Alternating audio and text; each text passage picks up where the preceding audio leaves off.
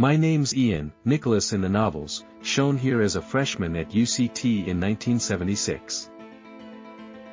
I was completely unaware of how Jen, a sophomore at UCT with me, and my romance dating back to when we were 15 and 16 was, yet again, scheduled for destruction by her mother.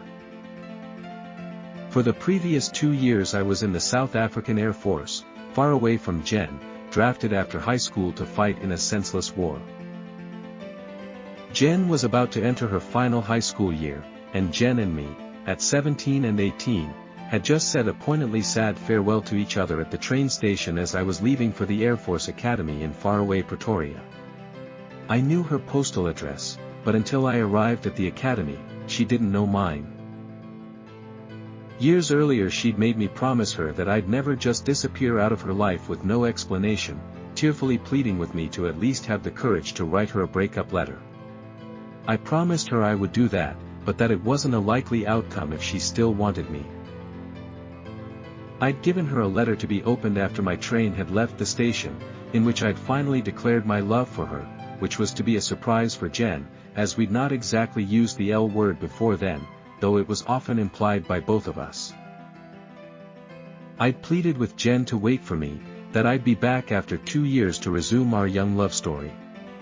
Within days after arriving at Valhalla, the Air Force Academy in Pretoria, almost as far away from Jen as I could get in South Africa, her living near Cape Town, I wrote to her with my new address.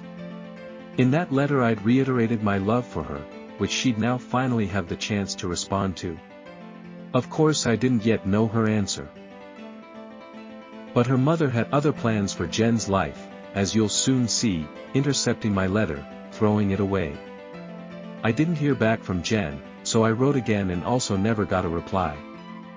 Then I phoned her home to try and speak with Jen, but the phone was answered by her mother, who told me that Jen had moved on from me with Charles, her choice of a husband for Jen, and to please respect that. I was devastated. Heartbroken.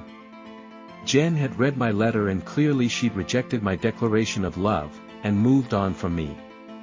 But without even any breakup letter. Something she'd tearfully pleaded with me to never do to her, but now she'd done that to me. We were both too innocent to even suspect her mother's foul play, her interference in our young love story, so Jen was heartbroken too. Severely wounded, both of us left wondering why and, worse yet, thinking badly of each other for being so cruel, even after 3 loving summer romances. She'd read my final words of love, then I'd just disappeared. Predictably her mother then said, "I told you so. Now go to Charles and get on with your life. He's a much better choice for you anyway." And so our beautiful young love story was supposed to end, as scripted by her cruel mother, leaving both Jen and me heartbroken, forever wondering why. Not knowing the real reasons. Not even suspecting. Jen and I had been an extremely close and passionate young couple for several years in high school, secure in our as yet undeclared love for each other. I'd now formally declared my love for her, and unbeknownst to me yet, she'd resolved to do the same, but she never got that chance. But is this how our love story ended? For 2 long, lonely and very sad years it sure seemed that way. But then a miracle happened, and right on the same day we'd first met 5 years before. And this all unfolded with us both back at the same seaside resort where we'd first met and fallen in love, at ages 15 and 16. Back then we'd already enjoyed 3 glorious summer romances, and we were both blissfully unaware of her mother's plots and schemes to end our young love, forever. This was us after I'd graduated high school, just before I was drafted into a war similar to Vietnam, during our final summer vacation, together again at the seaside. As you may correctly surmise, we were very much in love. Keep watching to see how her mother's cruel plans for Jen's life unraveled. Then also watch the next 2 full-length movies in this 3 Brides, 3 Weddings, 3 Wives, 1 Soul trilogy, to find out how this love story unfolded, living and loving each other in a land far, far away, Panama, 54 years later, after we were married at 49 in Helena, Montana, in the USA. I still don't fully understand what I did to deserve the love of such a beautiful soul.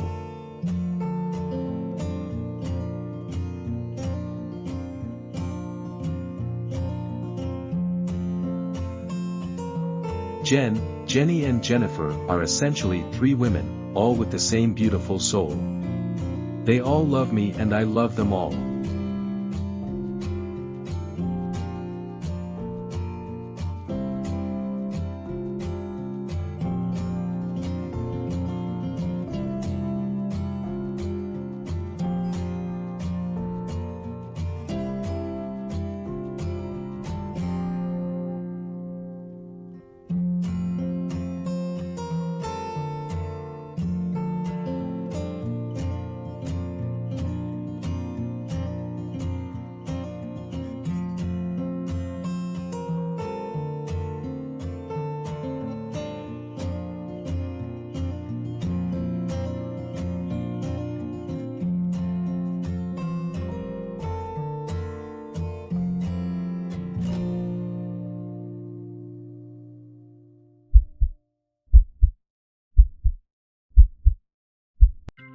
Jen, please, oh please, say you'll be my wife. Please let me love you, and only you, for as long as we both live. I've always loved you, Jen, from the very first time our eyes met.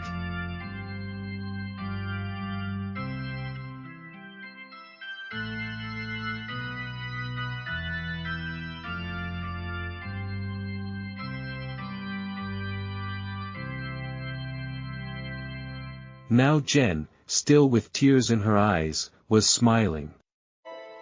How can you see into my eyes like open doors? Genuinely surprised at this turn of events, looking at Ian, still with tears in my eyes, I managed a weak smile and softly replied, "Yes Ian, I want to spend my life with you, all of it, long or short. I want to be your wife, so yes, yes. I accept your proposal."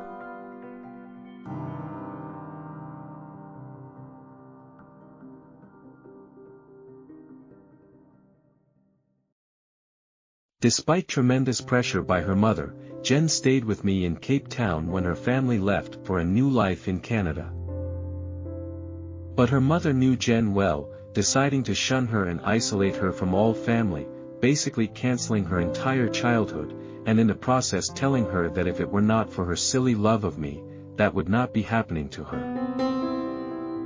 Jen bravely resisted, at first, but after a year of no contact, of being rejected by her family, Jen got depressed. Soon that spiraled out of control, so to buy our love some time, I suggested to Jen that if she were to go to Canada and live with her mother again, she'd likely ease up on all the emotional cruelty. On October 6, 1978, Jen flew to London Heathrow, from Cape Town, then to Toronto the next day, to start her new life in Canada, far away from me, her fiancé. As you know by now, I'm Jennifer, Elizabeth in the novels, way back in 1972, when I was sweet 16 and never been kissed before? Well, not quite. I cannot tell a lie. Back when I was still sweet 16, and okay, been kissed before, especially by Nicholas, I'd never have guessed how my life would turn out. Nicholas and I had just bade each other a deeply sad farewell.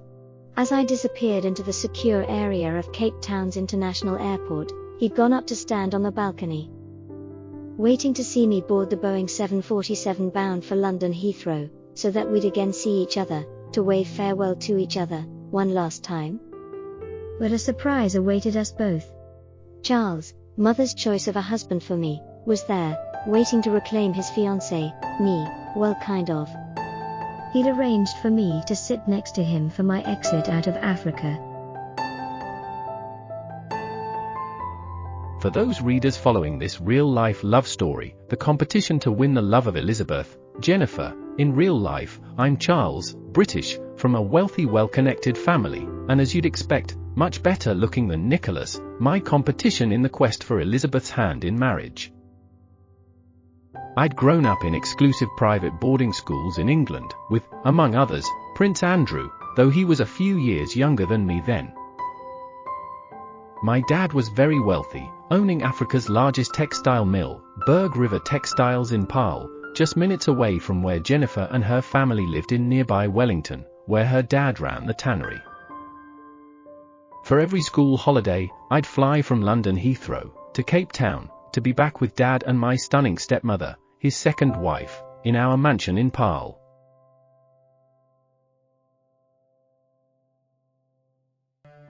And of course, as soon as I could, I'd get my dad's chauffeur to drive me the 10 minutes to Jennifer's home, to surprise her with gifts, flowers, and of course, the best gift of all, myself, telling her to get ready for yet another dream date with me in nearby Cape Town. Her mother loved me, hated Nicholas, so it was only a matter of time before we'd be engaged, of that I had no doubt. I mean, other than the obvious trappings of wealth and luxury, these are just two of the homes that awaited Jennifer, both five-star hotels I'd soon manage, among other similar hotels. Elizabeth's mother and I were eager partners, colluding to get rid of that pesky Nicholas, who'd unfortunately met her earlier than I had.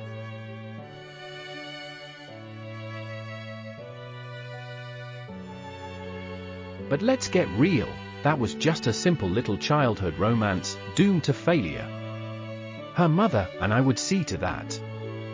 Jennifer would be my bride, sooner rather than later. I mean, really? What did she see in that local yokel anyway? Even though he'd too gone to an exclusive English boarding school, he and his family were Afrikaners.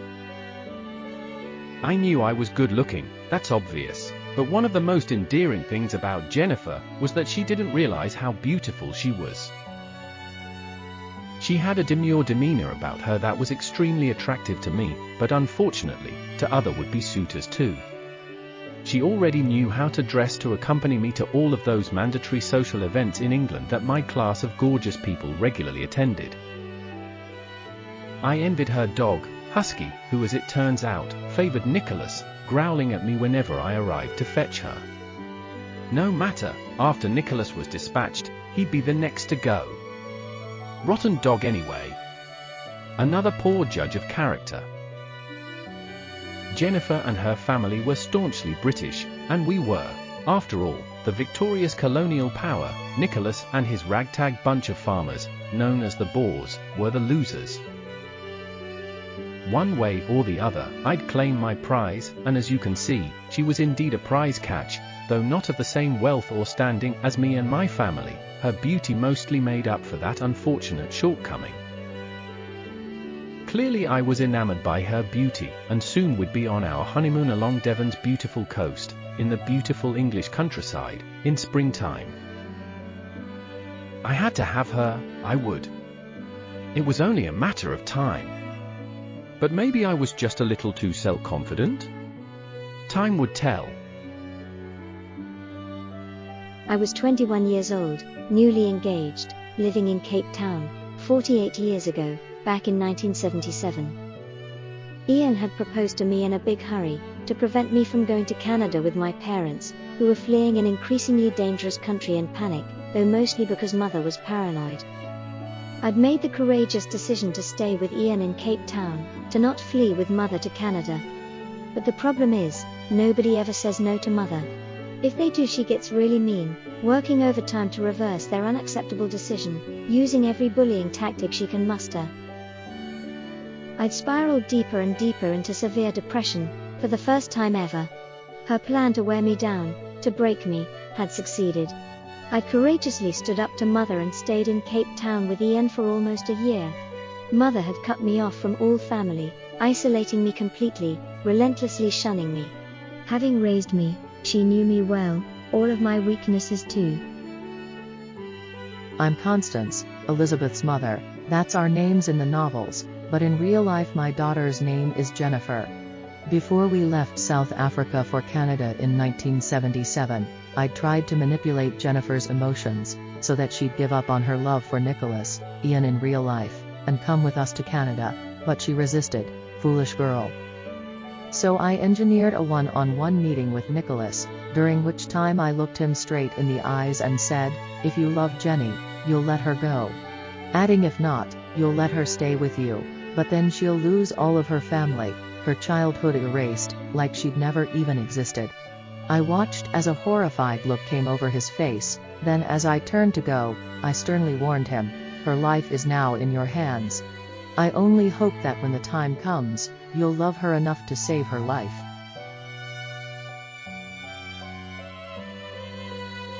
My world was imploding. We spent the last few hours in each other's arms, before Ian sighed, saying, "Please sit up, Jen, I want to preserve this memory, forever." Realizing the time had finally come to get ready to go to the airport, for my flight out of Africa, with my heart breaking, I sat up, covering myself with the sheet to at least preserve some of my dignity. I still get quite emotional looking at this old photo, remembering. I'd been so self-absorbed with my own sadness, that I'd failed to see the true depth of his. Was it too late to rescue our young love? Unlike Mother, fearing for my existence, Ian loved me enough to let me go, the toughest thing he'd ever done. Our sixth forced farewell, at 6 p.m. on the 6th of October in 1978, 666, was traumatic, sad, hopeless. The plan to kidnap my princess and defeat her White Knight was unfolding even better than expected. I know some would view me as the Black Knight, riding off into the sunset with the princess, my captive, on my powerful black stallion. Whilst the White Knight on his white stallion, now rearing up on its hind legs, agitated, snorting, eager to ride into battle, to pursue me, to rescue the princess from me, to set the captive free, was instead forced to look on helplessly from the other side of the canyon that divided us, him on the balcony, us at the top of the stairs about to enter the plane. So what? I really just don't care. I had the princess with me, she was to be my beautiful princess.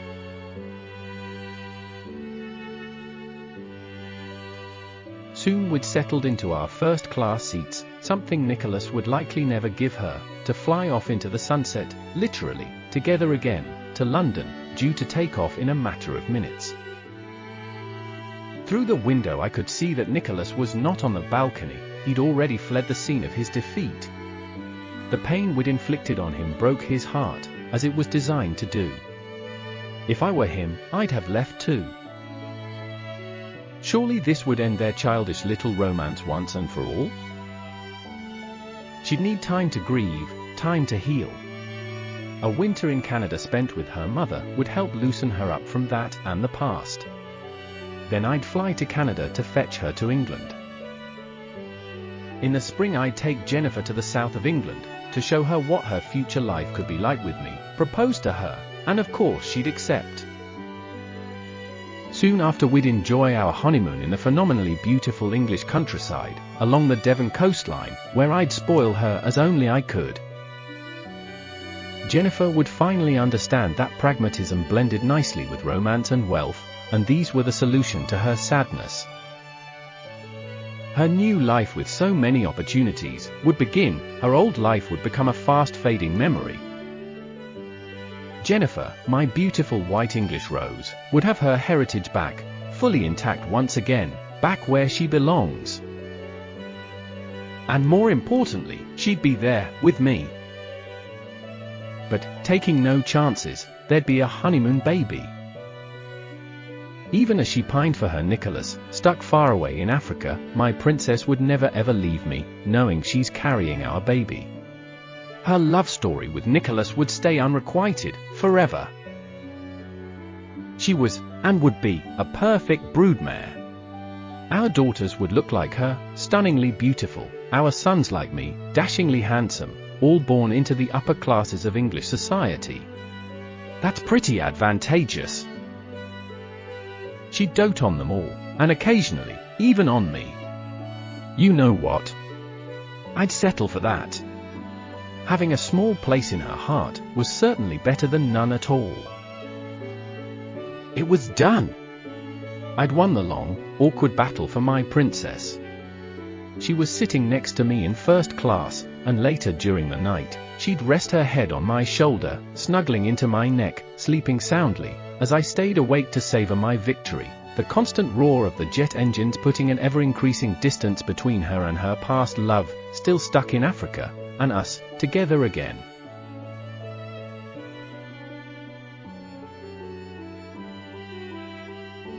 Like it or not, her future love story had begun. I never play to lose, or to concede any ground. Though some would question my tactics, hey, none of us were married, yet, and well, all's fair in love and war, as they say, and we were at war for love.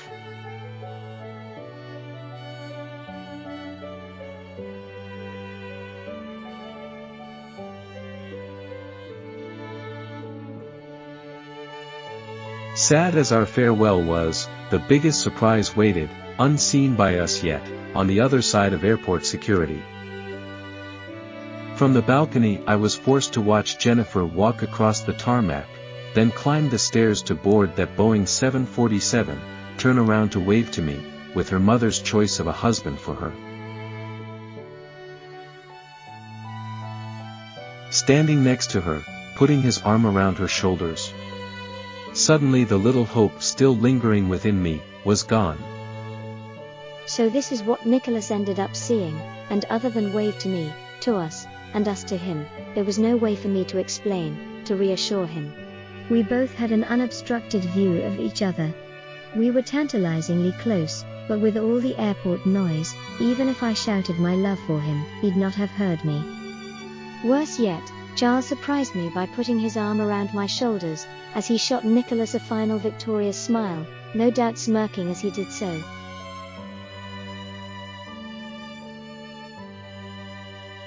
Then he turned me around, away from Nicholas, coaxing me into the cabin, out of sight of Nicholas, and gone from his life, forever.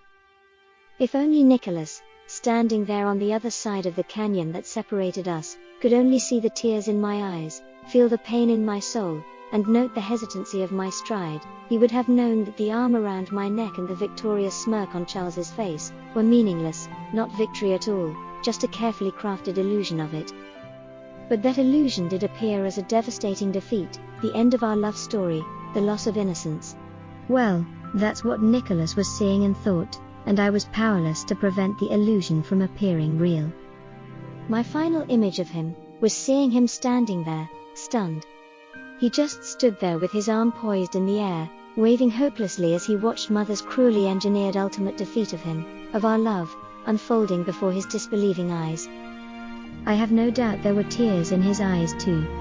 There were in mine. My heart was breaking knowing what this all meant. Tears overflowed my eyes, hidden by my dark glasses, soon exposed, running down my cheeks, but unseen by Nicholas. An hour or so later, when we should have been far away over deepest darkest Africa, en route to London, this dramatic unfolding story took a miraculous turn. Charles and I had settled into our seats, in first class, for the flight out of Cape Town. He'd upgraded my seat from economy when he checked in, explaining that I was his fiancée, and we needed to sit together on our flight out of Africa. The cabin doors closed and the giant plane was taxied to the end of the runway. As the pilot unleashed full power to the jet engines, us feeling the giant plane shuddering under so much power, expecting the pilot to ease up on the brakes, to let it lurch forward for the takeoff, instead, he eased up on power to all engines, taxied down the runway, then turned to go back to the terminal building. He came on the intercom to explain that one of the 4 giant engines was reporting a problem, and whilst it may just be a faulty sensor, he was not going to risk all of our lives on that long nighttime flight to London, so we were told to deplane, until technicians could establish and fix the problem. This, by the way, was the one and only time that flight to London was delayed due to engine problems, ever. It only happened once, and did so at the most crucial moment in our love story, as if exactly on cue, part of an unseen script, one written to defeat evil, to rescue love. Suddenly I had an opportunity to call Nicholas in his apartment, from a payphone in the departure hall, to explain and to reassure him, though I had no guarantee he'd be there.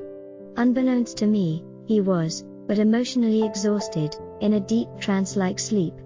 Would he awake? Would he ignore my urgent call? Would he get up to take my call? The phone just rang, and rang, and rang, I remember saying, urgently, "Pick up the phone, Nicholas, please, oh please, answer my call, my love. I simply cannot let our love story die, like this." A few hours later, in a deep trance-like sleep, emotionally exhausted, bereft of all hope, a miracle happened. I was awakened by the telephone ringing. As I lay there almost comatose, slowly starting to register that the phone was ringing and wouldn't stop, I was tempted to just ignore it anyway, but something deep within my soul was urging me to get up and answer it. When I did, I heard Jen's relieved, excited voice, immediately telling me what had really happened was not what I thought was happening. But how was any of this possible? Her flight should have been near the Congo already, far away from Cape Town, and there were no phones on planes in those days. Jen soon explained, and as she did, she sounded so concerned that I'd have jumped to all the worst possible conclusions, which I'd done, that I slowly started to relax, my strength and optimism now returning, as was hers. Her phone call to me, to explain and reassure me, from the payphone in the departure lounge, was welcome indeed, a miracle, made possible by an alert on one of that giant plane's engines, which turned out to be a false alarm anyway. It was the only time that flight was delayed for technical reasons. We've both never forgotten the strange series of events that unfolded on that fateful 6th of October, at 6 p.m., our sixth farewell, in hindsight bearing the obvious signature of evil, 666. On that day, our love had been targeted for destruction, but God already knew what evil plans were afoot, and delivered us from evil. Evil did not triumph that day, good overcame evil, and love overcame hate. We spoke until the payphone cut us off with a dial tone, all of Jen's small change now used up on the call. The entire conversation is well documented in the final chapter of Oh, Canada, the sixth novel, rather ironically, as now we know exactly what we were dealing with. Had the pilot not aborted the takeoff, and returned to the terminal, awaiting the mechanic's inspection of the supposed faulty engine, Jen would not have been able to call me, to reassure me that all was well with our love story, at least as well as what we'd already adapted to, and I'd have had to wait 2 to 3 weeks for her first letter, explaining it all. That would have been soul-destroying.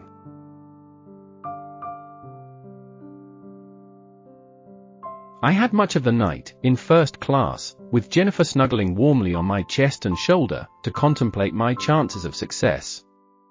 Whether it was now even possible to get my place in her heart back? Okay, so to preserve my princess's reputation, I need to explain.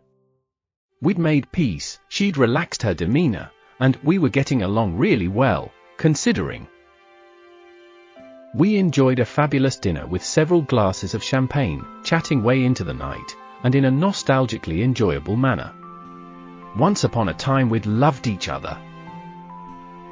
We were now so comfortable with each other, again, that I told her that our leaving Africa, together, on a jet plane, was meant to be. I sang the first few lines of an old song, suitably altered, "We're leaving, on a jet plane, don't know when we'll be back again." I've got a pretty decent voice, and the champagne helped it sound even better, in fact it even helped her to smile, briefly. But her smile faded as she recalled the actual words of that old song, "So kiss me and smile for me. Tell me that you'll wait for me. Hold me like you'll never let me go. 'Cause I'm leaving on a jet plane, don't know when I'll be back again. Oh babe, I hate to go." I sighed as it dawned on me that had happened, and Nicholas had loved her enough to let her go. Now that same cruel test lay ahead for me, but still I fought this looming reality. Not immediately, but rather at the span of a few hours, I'd concluded that my all-or-nothing strategy, fighting for her love, was not working, and never would. This all made me think what Nicholas was going through right now, whilst his true love's head rested peacefully, and I may add, warmly, on my chest. How would I feel in his place? If our roles were reversed, What would I have liked him to do? I'd faced facts. Trusting Jennifer's mother, allowing her to direct my courtship of her daughter, was indeed a grievous error. Had I pursued Jennifer for only all of my reasons, not her mother's, I'd have stood a much better chance.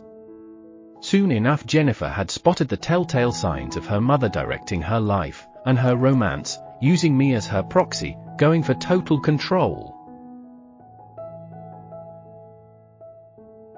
That made me feel, well, pretty lousy, actually. So now I resolved to evict the Queen out of my life, and let only the real Charles emerge, with, yes, you'll be shocked to discover, a much softer romantic heart. Was it time to concede defeat, to fess up completely, and to plead for Jennifer's forgiveness? Yes. It was the right thing to do, and as you may have guessed, that's not always my first course of action. Playing any game to win is. Problem was, the game of love is deathly serious. I knew now that I had to let her love story with Nicholas run its natural course, without any interference from me. If that was even possible, given their past and future challenges with her mother. But I, at least, had to stop letting her mother interfere in Elizabeth's life, through me. I faced a stark reality. I'd lost the only woman I'd ever truly loved. I could not conceive of a path back to my happy ending with her, only a path to redemption, which now depended on total honesty.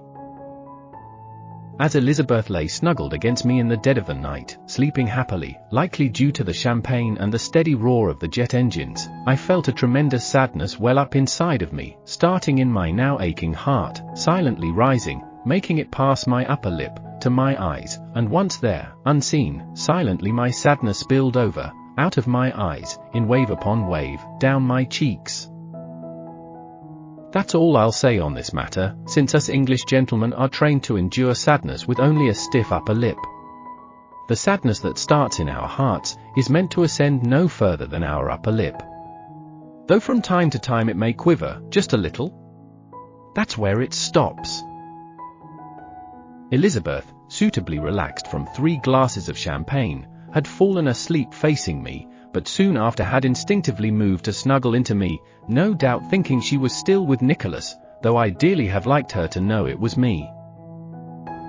As I sat there, facing the looming grim reality, at least for me, I realized that Elizabeth had a long history of genuine love and affection with Nicholas, and I was the cad. The cad who'd tried to help murder their young love. In my defense, I'd done so at the command of the self-appointed queen in this story, her mother. But as a little boy, my own mother, for a variety of reasons, lost her mind, and when she ran after me with a butcher knife, our servants protected me, restraining her, calling my dad. Dad sent me to boarding school in England, a safe place to be, and mother to a nursing home, where she subsequently died. I was their only child, and as a little boy of 8, that became my new home. Nicholas also was sent to boarding school at age 8, but for different, pragmatic reasons. His dad was a rural African doctor, and there were no suitable schools where they lived. So here we were, us 2 toughened boarding school boys, fighting, seemingly endlessly, to win the love of the same girl, now a woman? Was it right for me to have employed all forms of dirty tactics? Was it right for me to have followed the bidding of the evil queen, to help her murder their young love? Their love was enviable. Starting at around 15 for Elizabeth, her love story had deep roots. But with Nicholas? And with me? Sadly, no, at least not quite like that. Now sitting here with Elizabeth, the illusion being that she loved me, not Nicholas, was my wake-up call to finally act, independently, as a true English gentleman should. Elizabeth deserved to be happy. Sadly, her happiness now depended on Nicholas, and to some extent, me, but only if I stepped aside to let their love story continue its struggle to survive, long distance. With all that was stacked against them and their love, with what lay ahead for them, in the not-too-distant future, they needed all the help they could get. As you'll discover, that's what I chose to do, though it went against my earlier ill-fated all-or-nothing instincts and tactics, plus the Queen's commands. I'd not slept much, rather enjoying the long night with my princess. It was to be my last. I'd resolved that, in the absence of any missteps by Nicholas, I was going to help my princess and him, as much as I could.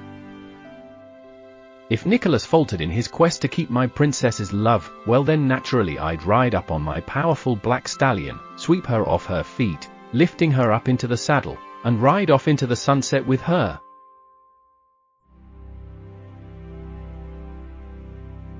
I was an accomplished cricket star in boarding school, their star batsman. Cricket teaches us to be team players, to help each other win. That's what I'd resolved to do, anything else now was simply not cricket. My beautiful princess would now have the Black Knight, who'd absconded with her, as his captive, turn his steed around to get her safely back to the White Knight, her true love.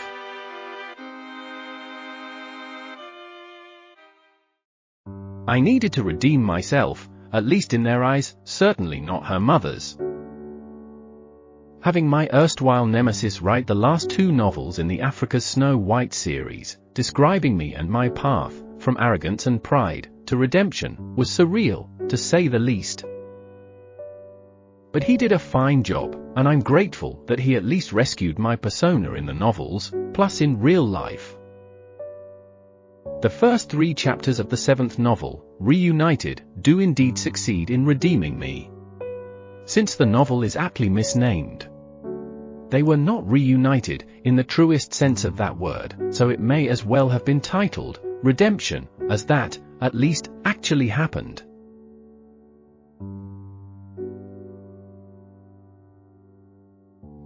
With Lizzie resting her head on my shoulder during that long nighttime flight from Cape Town to London, I fought sleep.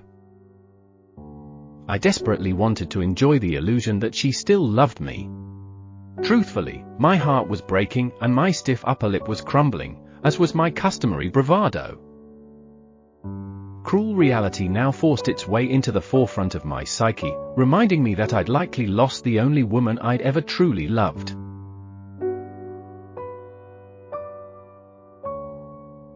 On my flight out of Africa, after Charles and I had reconciled, finally chatting away in a more relaxed nostalgic manner, after a lovely lobster dinner in first class, plus several glasses of champagne, I'd fallen into a welcome sleep, facing Charles. Sometime after that, with the numbing sound of the jet engines, in my sleep, unaware, I'd instinctively snuggled into Charles's shoulder.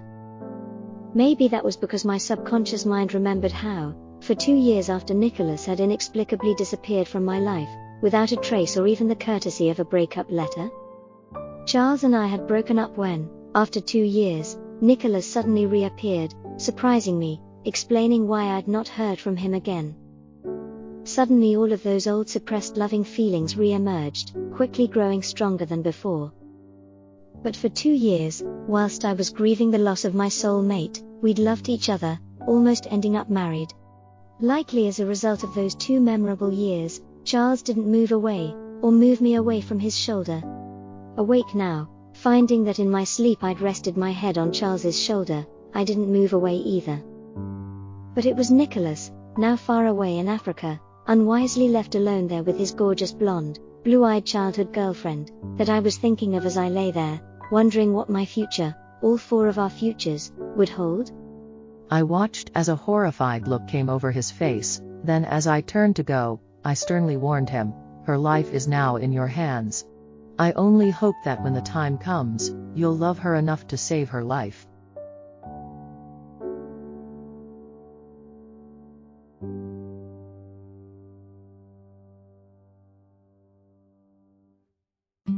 Nicholas had loved me enough to let me go, knowing that in my severely depressed state, my survival instincts forcing me to focus inward, I could not love him as I should or would normally have done. But worse yet, fearing for my life. So here I was, in the middle of the night, leaving on a jet plane, my head resting on Charles's shoulder, not knowing if and when I'd be back again. With so many loose ends left dangling in my young life, I wondered how it was all going to end happily for all four of us, for any of us, ever.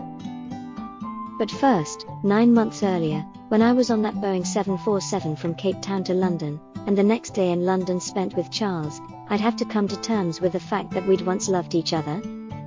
For 2 years, in my final year in high school, and my freshman year at UCT, my heart was severely wounded. Nicholas was gone, fighting in a senseless war, and had disappeared out of my life with no explanation, at least not yet. Something I'd pleaded with him to never do to me, apparently in vain. Charles was there to pick up the pieces of my broken heart. Surely that was worthy of some consideration? As you can imagine, there were now some messy loose ends to deal with. Else I'd harbor regrets forever, for having not cared enough. No, I couldn't live with that either. But maybe losing my biggest gamble, ever, would have a surprising outcome in this love story. You'll have to watch and let your romantic imagination run wild, to know how my love stories end. Yes, 2 parallel love stories, not just one. Though by the end of my night on that 747 with Charles, plus the next day we'd spend together in London, one love story had to end, the other emerge as my future life. Though I had not seriously thought all of the outcomes through, my black knight had. He'd race towards me on his powerful black stallion, pull me up onto his saddle, holding me in front of him, ride off into the sunset with his prize, his elusive, reluctant princess, me. That would please Mother greatly, solving that vexing problem. My relationship with her would be back to normal. But that would be her long hoped for normal, certainly not mine. Of course that also meant I'd never break free of her total control of my life. She'd live her life vicariously through me, till she died, which we now know is later that 93. But then I'd live the rest of my life bearing the heavy burden of having lost my soulmate, forever. Mother's fondest wish would finally have come true. All of my fondest romantic childhood memories would have to be expunged from my heart and mind, forever. For me that's just not possible. To survive the impending trauma, I'd have to resolve to forgetting our precious young love, forever. Imagine this. All of my pain, and his, 7 forced farewells, and 7 reunions spread over 7 years and 7 months, would have been in vain. There would be no wedding for us, no happy ending, no realized shared dreams, none, all gone. I'd then need to adapt to a life without my Nicholas, my true love. Yes, I'd have returned to my roots, taking my place in English high society, but would do so nursing a grieving heart, forever. In any and all of my pregnancies, I'd wonder what our babies would have been like. Boys or girls? Several of each? Who they'd look like? I'd never know the sheer joy of seeing Nicholas proudly holding our firstborn, our son. My smile would one day return, but underlying it, would be the constant pain of an unrequited love story. I'd forever be left wondering what could have been. If only I'd broken free, earlier. My life would have its moments of joy, but also moments of loneliness, longing, regret. So what future awaited us? Only time, plus God's unseen script for all of our lives, would reveal the ending. Would that ending be happy? Or sad? When I was on that Boeing 747 from Cape Town to London, and the next day in London spent with Charles, I'd have to come to terms with the fact that we'd once loved each other, to the point of almost getting married. In high school, I still trusted Mother implicitly, completely. I should not have. In my grade 12 year, I'd said a tearful farewell to Ian, then 18, he's Nicholas in the novels, at the train station. He was on his way to Valhalla, the Air Force Academy in faraway Pretoria. Ian made me a solemn promise. I was forced to wait for him to write to me with his new address, till then we'd have no contact. But that letter never came. Every day I hurried home from school to eagerly check with Mom if Ian's letter had arrived. But it didn't. As the weeks stretched into months, I had to face a grim new reality. Ian had obviously got cold feet after declaring his love for me, and simply chosen to disappear out of my life, forever. I remember tearfully pleading with him to never just disappear out of my life, to rather write to me to break up with me. But now that's exactly what he'd done. So it was that my romance with Charles, prearranged by mother, took hold of my heart, grew, then blossomed into a proposal, when I was almost 20. I'd later discover that mother and Charles had actively colluded to end Ian and my love story, forever. Within weeks I'd confirmed that she'd intercepted Ian's love letters to me, throwing them away, never giving them to me. Consoling me, telling me that she knew all along that Ian could not be trusted with my heart. That only Charles could. Well, he had proposed to me, and I'd accepted. I felt angry, betrayed. How could they? Naturally I promptly gave the ring back to Charles, and I did so in front of my horrified mother, telling her, and him, that since they'd been so close for the last few years, maybe they wanted to get married instead. Saying, "Charles, how could you? I never want to see you again. Ever. Please go home and just stay away from me." Then I retreated to the safety of my room, locking the door and falling onto my bed, crying. Poor Ian. He'd written me love letters, with his new address, and never heard back from me. No doubt by now he'd moved on from me, and once again I was all alone in the world. All of my romantic dreams had imploded. I was heartbroken, but not just for me, for Ian too. Mother tried her best to reverse her and Charles's defeat, to no avail. I could not overlook their collusion and betrayal of my trust. I couldn't bring myself to forgive them for colluding to end Ian and my love story. So it was that on the summer solstice, at noon, me and my favorite pale blue bikini, walking along the road to the beach, back again in the wilderness, where Ian and I had met and fallen in love, exactly 4 years ago to the day and hour, when a young man still in his Air Force uniform, startled me by running to catch up with me, hugging me from behind, calling out my name. Ian and I worked through all of the awkward partially unanswered questions within minutes, then both of us realized that our maliciously interrupted love story had resumed, but better yet, our adult love story had begun. I took him to confront mother with all I'd learned, admonishing her, now resolved to never allow her to interfere in my romances, ever again. But she had, and now I was far away from my true love, my fiancé stuck in Africa, and I was back again with Charles, in romantic London, his hometown, but worse yet, soon headed to Canada, back to mother. It really felt like she'd won. For 2 years, in my final year in high school, plus my freshman year at UCT, my heart was severely wounded. Nicholas was gone, fighting in a senseless war. He'd disappeared out of my life with no explanation, at least not yet. Something I'd pleaded with him to never, ever do to me, though apparently in vain. Charles was there to pick up the pieces of my broken heart. Surely that was worthy of some consideration? As you can imagine, there were now some messy loose ends to deal with. Else I'd harbor regrets forever, for having not cared enough. No, I couldn't live with that either. Would I allow a warm closeness to ensue? Too late, that had already, inadvertently, happened.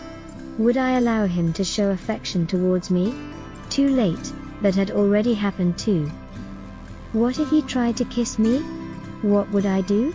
To be honest, I was still struggling to emerge from a deep depression. My mind was fuzzy.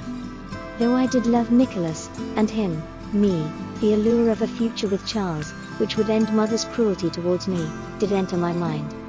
I think that's called temptation. Charles, dashing, rich, well-connected, was a master of seduction, so the depths of my love for Nicholas, injured as we both were, was about to be severely tested. Charles was obsessed with me, his princess. Now he had home field advantage. London was his city. I'd never been there before. My great-granny Rose, whose ring was on my left hand, had run away from her mother in London, to Africa, to marry Reverend Great-Grandpa.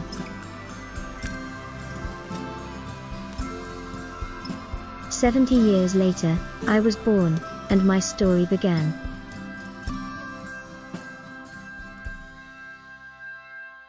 Charles knew what to do, he knew me well. He'd had 2 years of practice with me in Cape Town, and he was oh, so good. Would I allow nostalgic closeness to return? Continue? Truthfully, yes, though that was partially influenced by champagne, always my nemesis, to this day.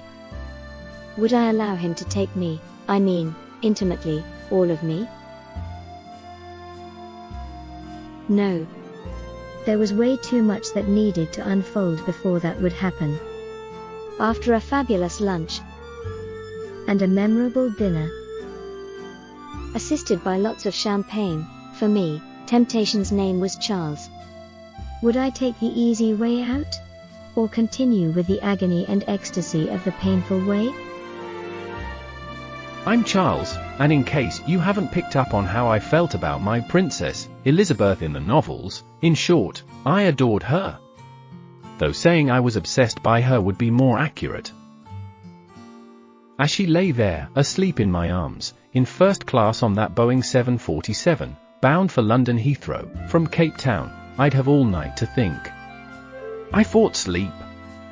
I'd hoped this precious time with my princess would never end, but of course, it did. What was going through my mind? Well, as you can see, a lot. I'd have all of tomorrow, till around midnight, to show her London, my hometown, before her red-eye flight to Montreal, Canada. I'd need to get her back to Heathrow by midnight. But until then I would use all of the perks afforded me by my dad's substantial wealth, to make our last day an unforgettable experience for her. It really was the last chance I'd ever have to maybe make her change her mind, for her to come back to me.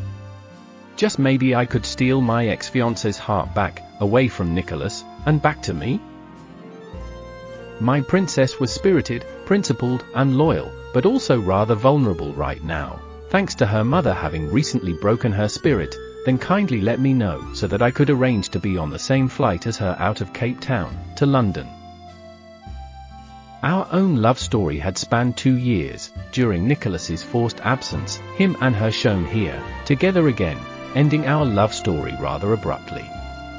He was then in the Air Force during South Africa's war with Cuba in neighboring Angola, in Southwest Africa.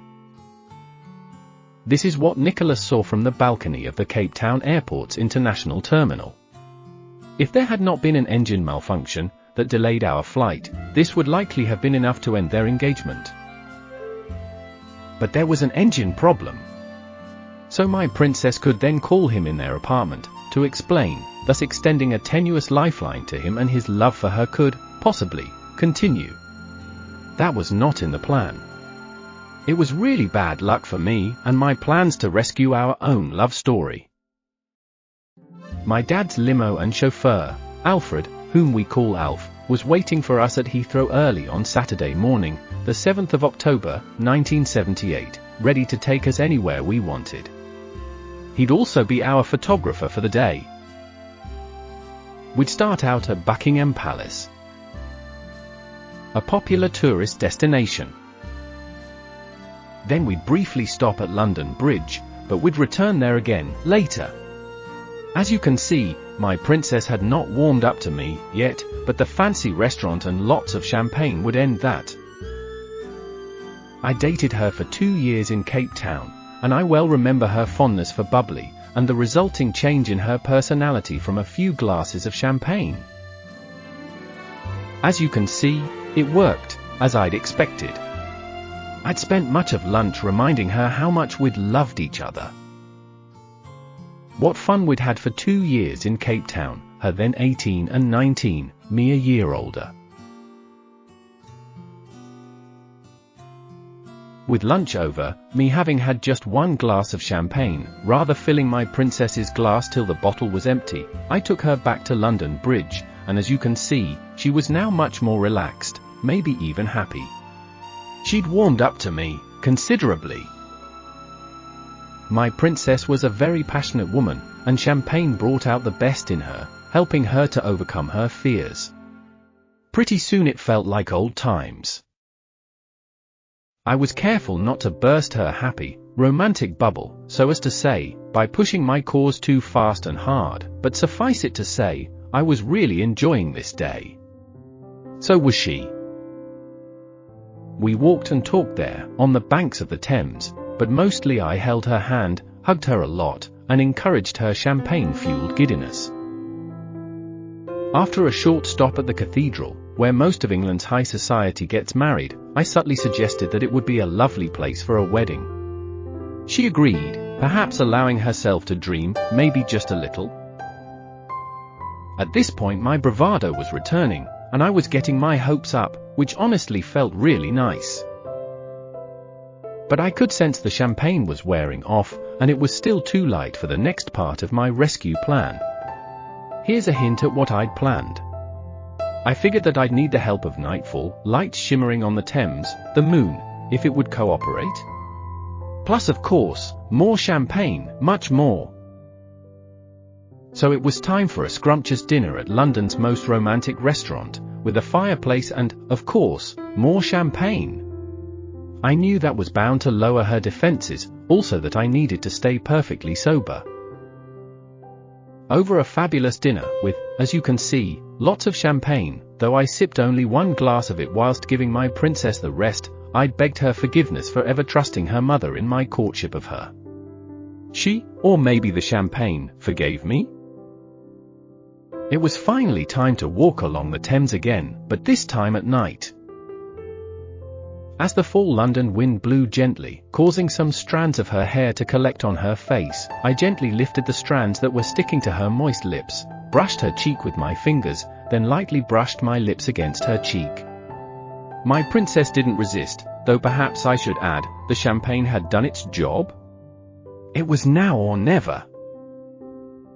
With Big Ben showing me that it was now 10 to 9, time slowly running out for us, I gently held her head in my hands, and drew her close to me. I suppose I could go into great detail about what happened next, but you know, a gentleman doesn't kiss and tell. So I'll leave it all to your fertile imagination.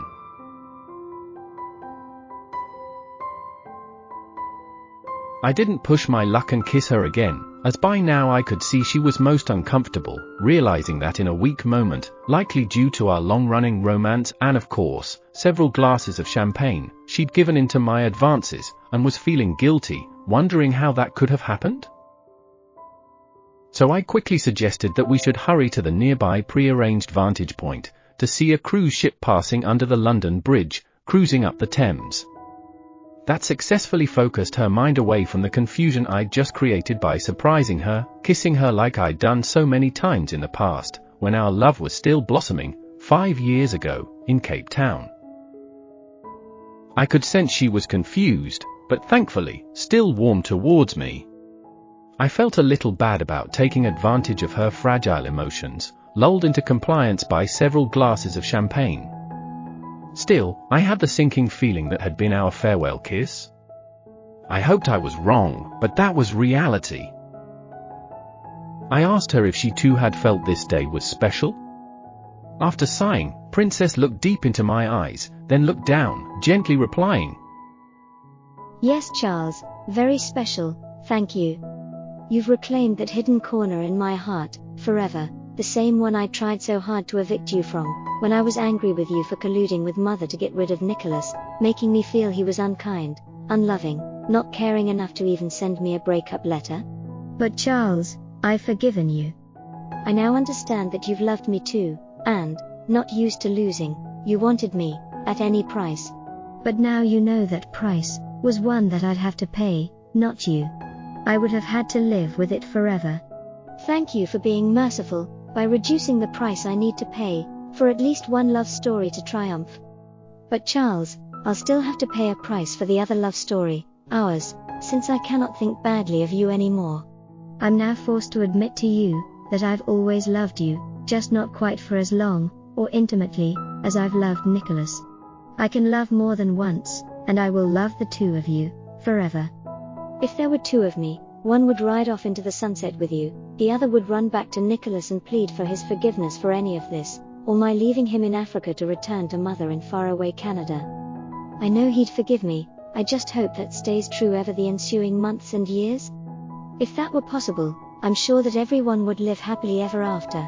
Sadly, Charles, that's not possible. This bittersweet outcome is the legacy of our final, special day that we've both enjoyed in your fabulous, romantic London town. Believe me, Charles, I've processed many options in my heart, mind and soul today, and for a while there, when you kissed me, and I'd melted in your arms, I almost took the easy way out.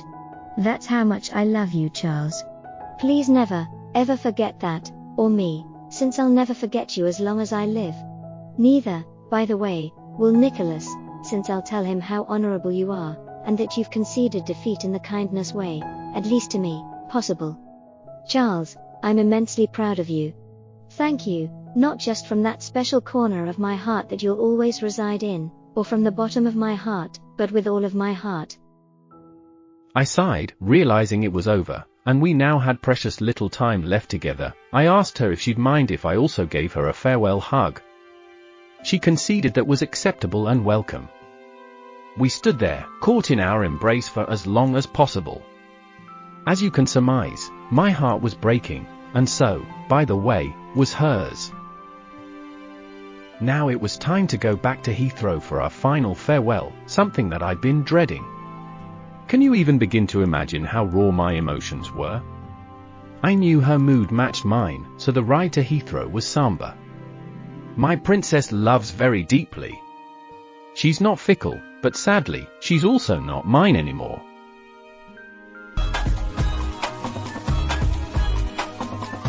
In short, I adored her. Though saying I was obsessed by her would be more accurate. Believe me, Charles, I've processed many options in my heart, mind and soul today, and for a while there, when you kissed me, and I'd melted in your arms, I almost took the easy way out. That's how much I love you, Charles. Please never, ever forget that, or me, since I'll never forget you as long as I live. I sighed, realizing it was over, and we now had precious little time left together. We stood there, caught in our embrace for as long as possible. As you can surmise, my heart was breaking, and so, by the way, was hers. My princess loves very deeply. She's not fickle, but sadly, she's also not mine anymore. For all of Princess and my dates, over almost 3 years, and even now with our final day together, no exceptions, we were chauffeur-driven in my dad's limos. In Cape Town, we'd always enjoyed champagne together in that back seat of the limo, not even bothering to use our seatbelts, for all dates. Now in London or our final date, that was frowned upon, even illegal. So we just sat in the back of that limo, her head resting on my chest, tucked into my neck, holding hands, my arm around her shoulder, holding her like I never wanted to let her go. I recall gently played with her hair. My princess was silently crying, I could feel my shirt getting wet. I had a lump in my throat so large that it really hurt, so I too stayed silent. We were just 2 hours away from unimaginable sadness. There was seemingly nothing I could do to keep her with me. I was going to try, I just had to. Soon enough we'd arrived back at Heathrow, with barely 2 hours to spare before she needed to enter the secure zone to get her red-eye flight to Montreal, having already gotten her boarding passes before we'd left Heathrow to enjoy our last day together in London. I was a frequent flyer of British Airways, always first class, so I had access to their lounges in all airports, and so that's where I was taking Princess now. It was time to try my best to save my princess from imminent danger. Being 10 p.m. at night, the lounge was almost empty, just staff, Princess and me. I needed to talk some sense into her, and I had barely 2 hours left in which to do so. We sat down, next to each other, and I started to reason with her. Princess, please listen to me and take me very seriously. She looked up into my eyes, silent, with a weak smile, and nodded. I don't want you to go to Canada. You're rushing headlong into danger. Now I could see a confused look in her eyes, so I rushed to explain. Yesterday night you said goodbye to Nicholas in Cape Town, and Princess, much as I hate to admit it, he'd have taken good care of you, kept you safe. He loves you, and you love him, that's painfully obvious. So let him be the knight that rescues you. Tears started to form in her eyes, and she tried to reply, but couldn't quite get the words out past the lump in her throat, or through the tears pooling in her eyes, not yet running down her cheeks. So I pressed on. Princess, tonight I'm about to suffer the same cruel fate. Then noticing her shock as that all became apparent to her, I pressed on. I'd far rather you stayed with me in London, but I now know that's not happening. Please let me buy you a first-class ticket back to Cape Town instead, back to your buy now, very sad Nicholas. I know he'll be overjoyed if you rush back to him, so will you.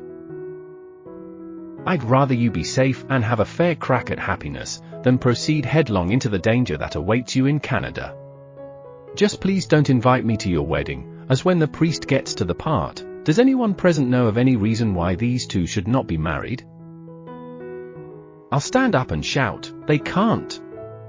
I love her, and in so doing make a right fool of myself in the process. I saw Princess breaking a smile through the tears pooling in her eyes, but she still was unable to get any words out, past the lump in her throat, so I pressed on. Princess, I regret, deeply, colluding with your mother to murder your love for Nicholas, and I know you've forgiven me, but as a result, I now know her well. As such I need to warn you in the strongest way possible, of the danger you're rushing into. Her smile faded, and I could see a puzzled look come back into her eyes, so I explained. Princess, she has never placed your happiness, even your very life, your safety and sanity, first. Everything is always all about her. You're just an object to her. By the way, so am I. You know deep down, that what I'm saying is true, don't you? So please, please, don't go. I watched as clarity set into Princess's eyes, and she cleared her throat. A gentle smile of gratefulness now graced her face, and looking shockingly angelic, glowing, a transforming aura filled her face as, looking deep into my eyes, she started to speak, softly, but with total clarity, resolute. Spellbound, it was now my turn to listen to her, and truthfully, I was not expecting what she was telling me. I was shocked, speechless, as she quietly explained her inner thoughts and feelings, so eloquently, tough as that was with her, and my emotions still so raw. Charles, most of the last 24 hours has been spent by us tying up the loose ends of our love story, and that's not quite done yet, but before we get back to that, thank you, from the bottom of my heart, for your offer, and for your genuine concern for my safety and happiness. Yesterday Nicholas proved to me that he loved me enough to let me go, yes, to let me go on this dangerous mission. Were it not for our flight's delay due to a supposed engine malfunction, our love story would be on life support, as in a way, it is anyway, but at least now with some hope. Tonight you've done the same. It wasn't clear to me that you would, but Charles, you did, and I'm immensely proud of you for having done so. Please, I hope you know that much. Now it's Mother's turn to do the same. Yes, she's been remarkably cruel to me, to Nicholas, not even blinking when it was so easy for her to ascertain that my very life was at stake. But I'll never really know until I give her one last chance. Charles, I'm agreeing to her captivity exactly because I need to at least try to tame my dragon. Failing that, I'll need to be rescued from the dragon. If that's required, I'm going to give poor unsuspecting Nicholas the first chance to rescue me. If for any reason he declines to want to rescue me, then Charles, I'm going to ask you to rescue me. That, Charles, will be my wedding proposal to you.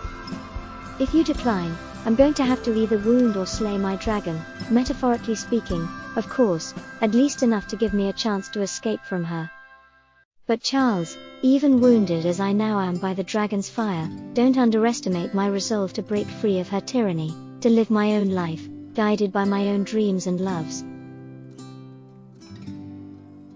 I'm on a secret mission to the faraway land of ice, snow and dragons, Charles, one that now only you and I know about. I've just let you into my secret thoughts that not even Nicholas knows, yet, else he'd never have let me go, him being so protective over me. Charles, I hope I've not offended you, by placing you behind Nicholas in priority to rescue me, as I know you've conceded that I loved him first, and we've had to overcome so many challenges together, many of which would have ended most love stories. I owe him at least that much. Please just know that I'd not even consider sharing my life with you if I didn't love you. I love you more than enough to want to be your wife, the mother of our children, but Nicholas, for all his pain and suffering, deserves my vote of confidence, first.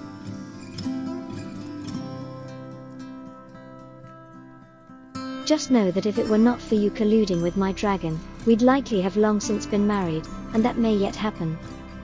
My love is now Nicholas's to lose. Do you think that's fair? Am I being unkind to you? I really don't want to be. I'm overwhelmed with gratitude and genuine love for both you and Nicholas. This quest and fate, rather than your overwhelmingly passionate kiss, must now choose my future. Though the outcome is far from certain, and the chances of my success may even look dismal to you, I really need to do this, Charles. Please let me go. I'm begging you, Charles, don't make me stay. With my emotions so raw, and my fears fast mounting, after this last special night and day with you, on the plane and in London, I'll admit, I'm sorely tempted. As I'm filled with fear, second-guessing myself and this mission, about to descend into the abyss, to face my dragon, you do now have that power over me, Charles, but please don't use it, please let me go. Charles, I will either tame my dragon, be rescued from her, run away from her, slay my dragon, or die trying. This is not just a noble quest. It's also the defining moment in my young life. I'd seen my princess be indignant before, when she discovered I was colluding with her mother to get rid of Nicholas out of her life, by making her think he'd moved on from her without even the courtesy of a breakup letter. That's what ended our love story, even though it meant Elizabeth now had no one to love, neither of us. But then Nicholas miraculously reappearing despite her mother's and my plans to prevent that, and all of our plotting and scheming was exposed. That was game over for me, but her mother persisted in trying to control her life anyway.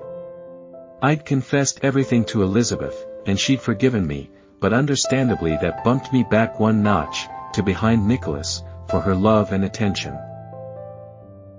I was just happy that my princess would even want anything to do with me anymore. Besides, as she said, her love was now Nicholas's to lose, and well, that could still happen. But I'd given up trying to win at all costs. It was time to be completely above board, no more dirty tactics. Princess, despite any emotional turmoil, was displaying a quiet resolve, indignant that her mother had put her and Nicholas through so much pain. Her secret game plan was not even revealed to Nicholas, who'd have vetoed it to protect her, but I now knew what exactly she was planning. Now I was seeing Elizabeth in a whole new light. This is now how she appeared to me. She was growing up, fast. Apparently there was tremendous gain, from all the pain. But would she be a match for the old dragon? Princess, whilst I applaud your game plan and motives, and I have to admit you've really surprised me, your mother is ruthless and a bully, and neither Nicholas or I will be there to help you. Do you think your dad will? No, Charles, Dad won't help me. The best I can expect from him is that he at least stay neutral and not help Mother abuse me. Yes, I kind of thought as much. To the best of my knowledge, he's not stopped her from getting what she's wanted, even though many times he should have. So you're going to have to tame the old dragon on your own, without any help. Forgive me for sounding negative, but that's not going to happen. What then? Well, if I cannot get Mother to accept that I need to live my own life, knowing that she'll do her worst to keep me as her captive, I'll contact Nicholas to come and rescue me. If you will not, then Charles, I have at least part of the answers I need. Mother's refusal to change, and Nicholas having been scared off by her, does not bode well for his and my future together. That's when I'll call you, Charles, and hopefully you'll still love me enough to want to rescue me. Wow, Princess. That's almost like a game of chess that's been going on in your head, you thinking several moves ahead of her. Of course I'd be eager and delighted to ride to your rescue, but I do have one condition: when we ride off into the sunset together, there will be no more contact with the dragon. That sounds reasonable, Charles. I accept your condition. Fine, then that's settled. You've at least left me with some hope, thanks for that, princess. But now it's time to say goodbye, but just maybe not forever. Yes, Charles, maybe not, but please remember that's only if Nicholas messes up. He deserves a chance to prove his love and loyalty. We've both now agreed on that. Yes, princess, I concede that much. Now we need to say our goodbyes, as you'll need to get to your gate for your flight soon. Yes, Charles, sadly that time has come. It's been a truly memorable day. Thank you for everything you've done. Above all, thank you for being honest and asking for my forgiveness.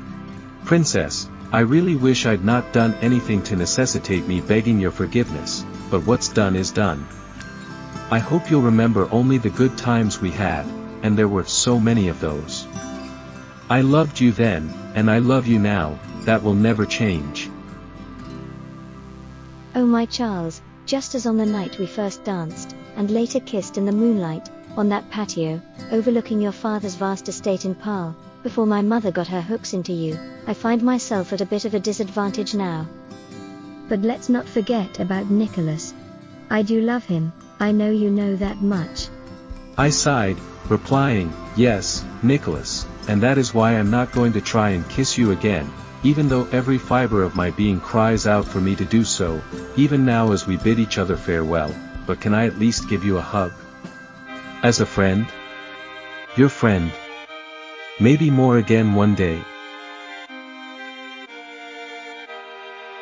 Oh no, here come the tears. Please just hold me from behind, Charles. Don't look at me crying, please.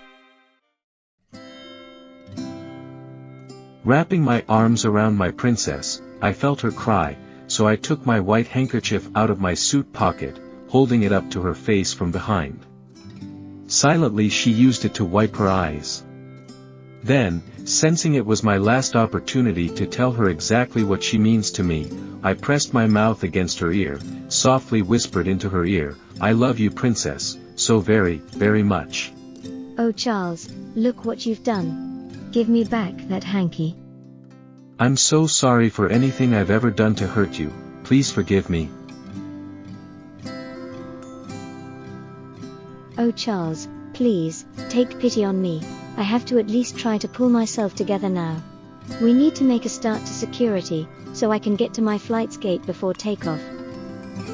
Now there was no holding back her tears, her body was racked with sobs, as she leaned back into my embrace, causing me to basically, just lose it. I couldn't hold myself together either, try as I may, I knew it was just not going to happen.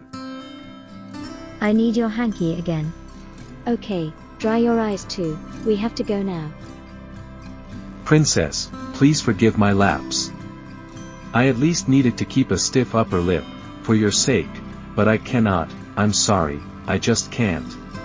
Mercy, Charles, please have mercy on me. I'll always love you, no matter what happens, please always keep me safe in that special corner of your heart.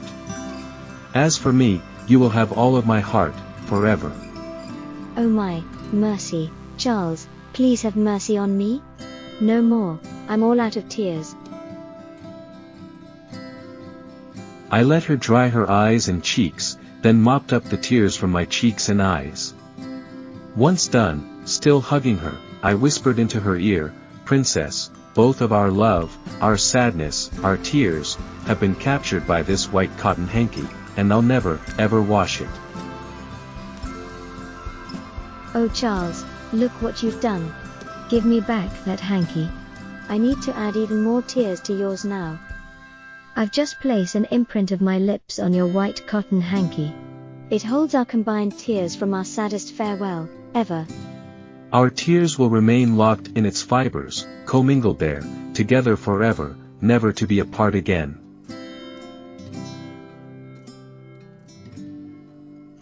Keep it safe, and if you ever doubt the depths of my love for you, hold it up to your face, close your eyes, and I'll be there with you again.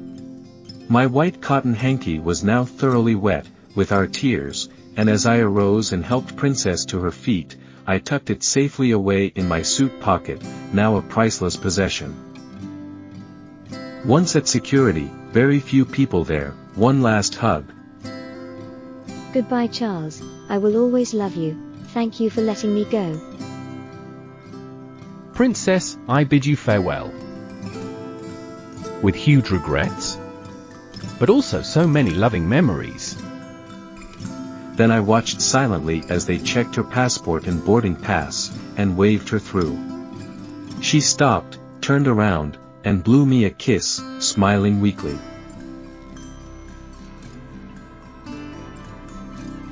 I could see she had tears flowing down her cheeks, and my eyes were every bit as wet. Realizing that much, now shy, she turned to leave, soon rounding a corner, gone from my view, and maybe from my life. I turned to walk away, stunned, a painful lump still in my throat. I had to stop, to sit down, I needed to reflect, to try and pull myself together. What else could I have done? I'd lost the only woman I'd ever truly loved, and it really was all my fault, not hers. I remember thinking, so this is how love ends. Maybe I'm just not cut out for love. I can't deal with this much pain again, I'm not sure I'll ever recover enough to love any woman again. Then suddenly I felt the urge to pray, the first time since I'd lost my mom, whom I loved too, as a little boy of 8, saying, "Please God, keep my princess safe. Let her never forget the love we once shared. Above all, let her be happy, even if that's not with me, but with Nicholas, I'm okay with that, just please, please, look after her for me. Amen."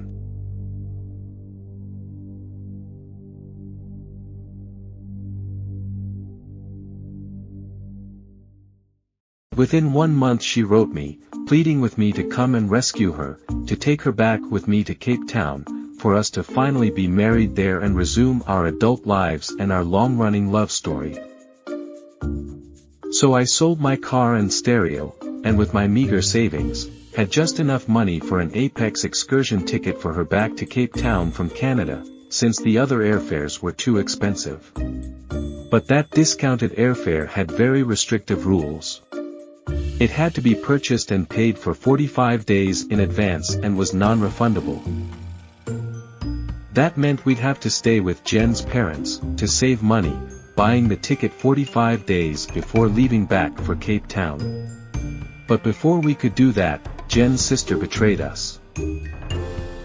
Then in a well-calculated move, her mother threw us out of her house on Christmas Eve in 1978, knowing we'd have to pay for hotel accommodation for at least 45 days, thus draining all of our escape funds simply on hotels, with no money left for the airfare.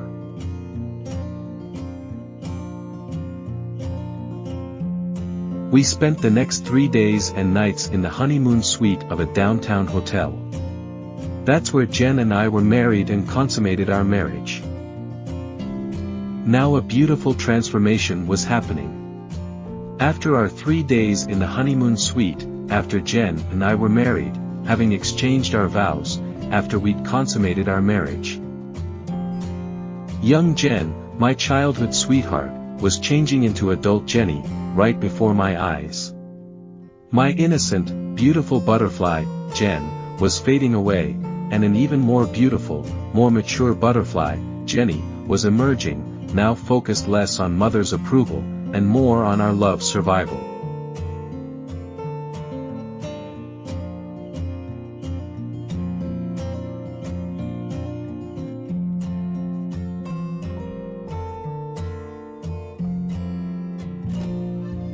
Well, Ian, it's Christmas Eve again, we're finally in a honeymoon suite.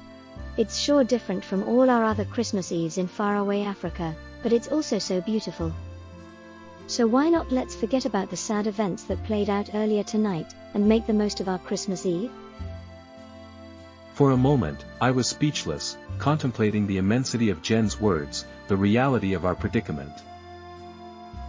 A few hours before, we'd been thrown out of her mother's home. Jen angrily told she was no longer family, obviously in an attempt to get Jen to blame me, leave me, and run back to mother begging for her forgiveness, at 22. Look at the big fluffy snowflakes falling all around, outside. How different is this Christmas Eve for us, hey? Suddenly, after all the turmoil we've been through today, it's so quiet, so peaceful, and we're all alone, in the honeymoon suite, already engaged for almost 2 years, but still not married? Ian, you're all I've got left in the whole world, I said, smiling through my tears, noticing how he was having trouble coming to grips with the reality and finality, the sheer gravity of our situation. I'm in serious need of reassurance right now. I mean, I've lost it all, Ian, on account of my love for you. I know that's not your fault, it's not even my fault. You and I are both victims of my cruel mother, once again, but I really do need to hear exactly how you feel about me and our love, and also our future together.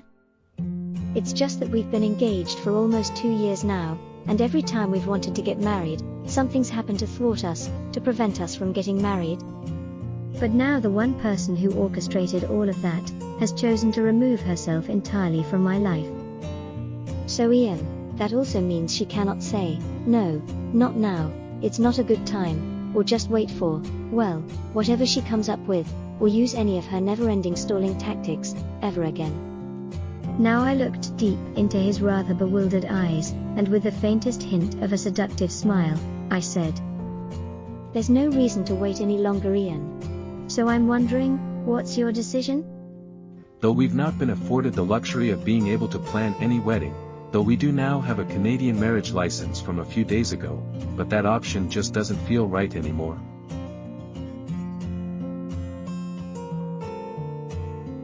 So if you're okay with the idea, perhaps we can get married on the way back to Cape Town, in London maybe? Sure, Ian, we can do something like that. Meanwhile, I suggest that here, tonight, with the help of a bottle of champagne and our imaginations, we distract ourselves from the cold, harsh reality of what's been foisted on us, and dream about our options. I mean, we can certainly let a formal ceremony and official government paperwork catch up with our reality a little later, but for now, Ian, on this Christmas Eve, here in snowy Canada, let's imagine we're back in the wilderness.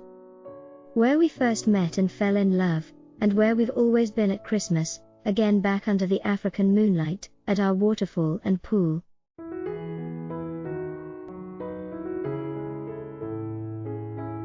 I hadn't quite figured out yet where Jen was going with her train of thought, but I realized she was very serious about wanting some form of an ironclad commitment from me, total reassurance. Given the circumstances, that was fully understandable. I looked out at the austere, cold snowy scene, remembering what Jen looked like, sitting in the snow, abandoned by her family, the only color provided by Christmas lights. I shivered, and thinking back to Africa, replied, Jen, that's going to take some serious imagination on our parts. This is definitely not a familiar African Christmastime scene, but then again, we've always been able to imagine. I had at least drawn the conclusion that I had a snow-white mother, jealous, always plotting and scheming, cruel, to the point of being life-threatening. Ian agreed, jokingly now referring to me as Africa's Snow White. It fits. I even had her huntsman take me into the snowy cold night, and abandon me there, obeying her command when really he should have known better.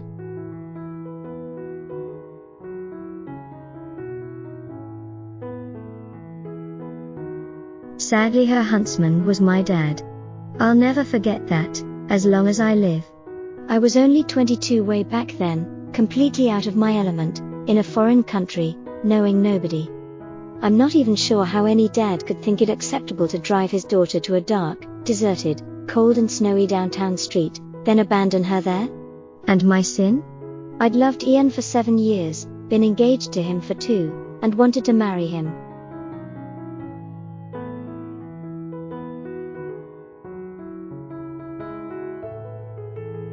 So then please listen well to what I am about to say to you.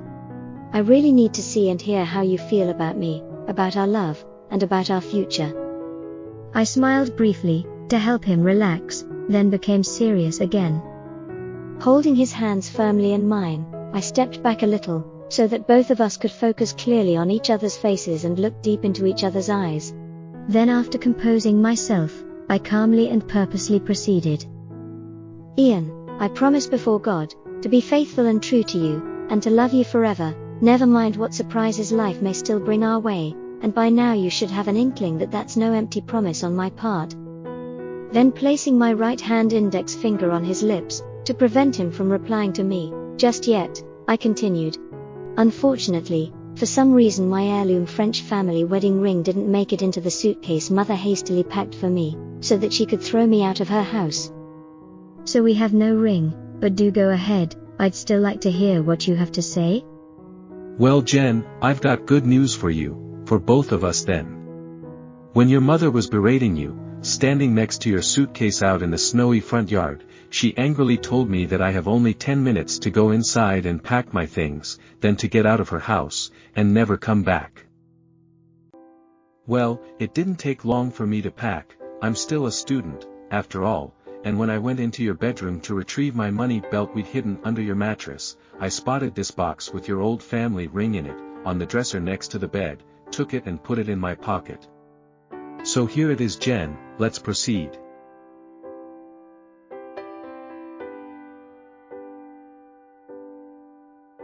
Oh Ian, that's wonderful.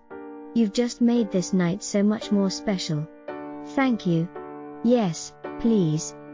Let's use this old French ring for our wedding here tonight, just as my great-grandma Rose French did a century ago, after running away from her mother in England, to marry Reverend Great-Grandpa in Africa. I smiled briefly, to help him relax, then became serious again. Ian, do you promise, before God, me and all of heaven, to be faithful and true to me, to love me loyally, forever, never mind what hardships or challenges life still chooses to send our way? Adding, only the truth please. Jen, you know I've always loved you, and I know I always will. I promise you and pray here with you tonight, on this, the Christmas Eve of 1978, 7 years after we first met and fell in love in faraway Africa, that God, and yes, all of heaven, Jen, witness my solemn promise to you.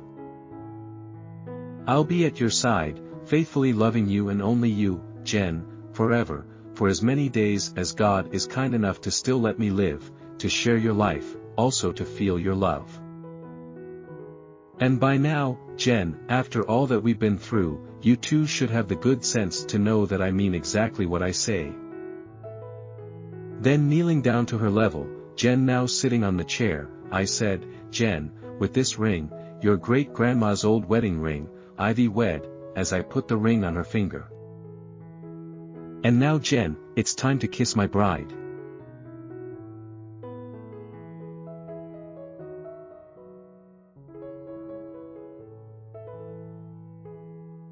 Then I looked deep into her eyes, and said, now it's finally time to unwrap my Christmas present. Picked her up into my arms, Jen placing her arms behind my neck, giggling with anticipation, as I turned around, heading for our marriage bed with my gorgeous young bride.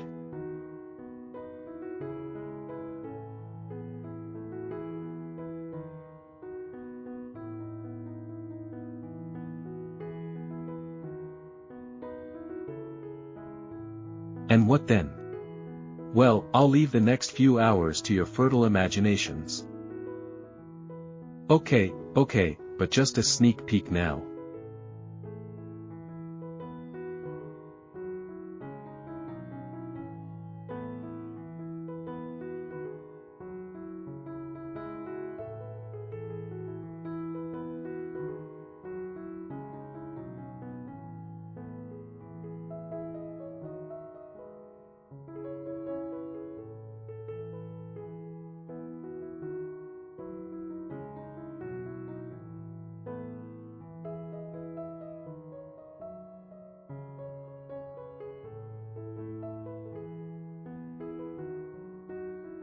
Jen and I finally had closure.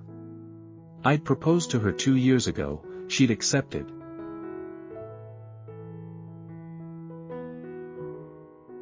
And now, exactly 7 years to the day from our first kiss, we'd exchanged our vows and consummated our marriage. Jen and I were married and our adult lives could continue, or so we thought. Little did we know that our love story's euphoric state of bliss would end in just a few days.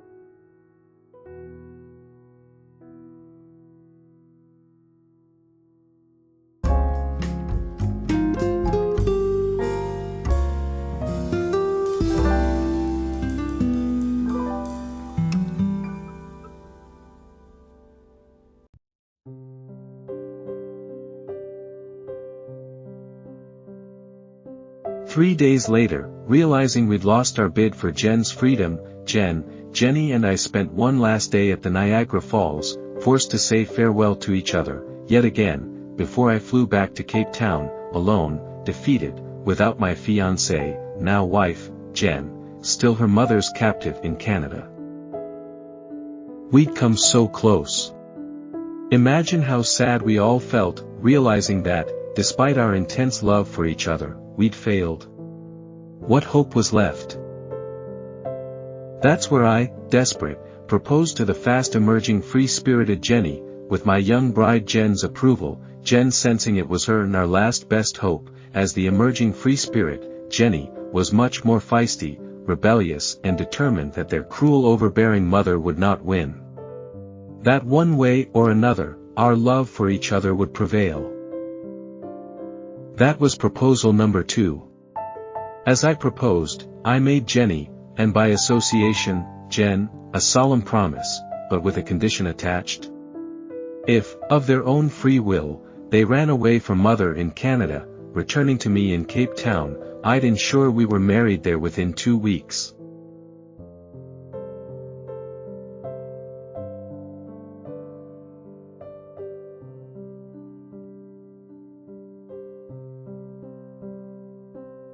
Jenny, with Jen hopeful, smiling in full agreement, accepted my proposal and its condition. If that wedding ever happened, it would be wedding number 2, Jenny would be bride number 2, and of course, she'd bring Jen along with her too. Then our past, present and future would unfold with us all united in purpose, to ensure that our joint love story endured. We were all determined that love would triumph, also to make Jen and my marriage official. Jen and I had done all that we could, but still failed. So now it was all up to Jenny to save our love story.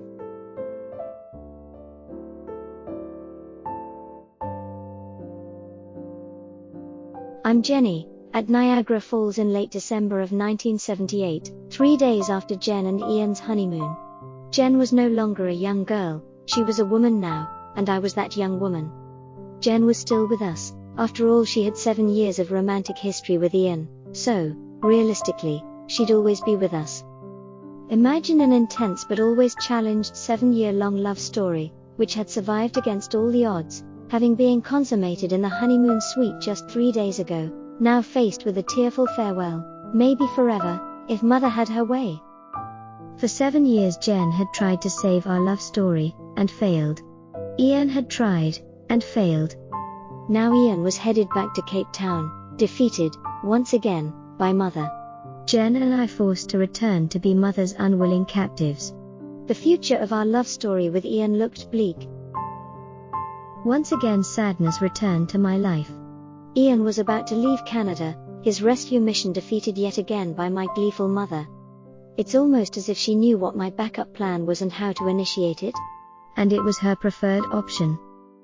I had promised Charles that I'd give the first chance to rescue me to Nicholas, Ian in real life. As for all his pain and suffering, he sure earned that chance.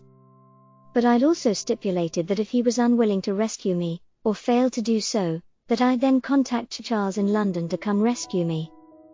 He'd said that he'd happily rescue me and take me back with him to London and there we'd then be married within 2 weeks. But that is exactly what Nicholas promised me too, at Niagara Falls as we were forced to say our 7th and saddest farewell ever, if I successfully ran away from mother, back to him in Africa.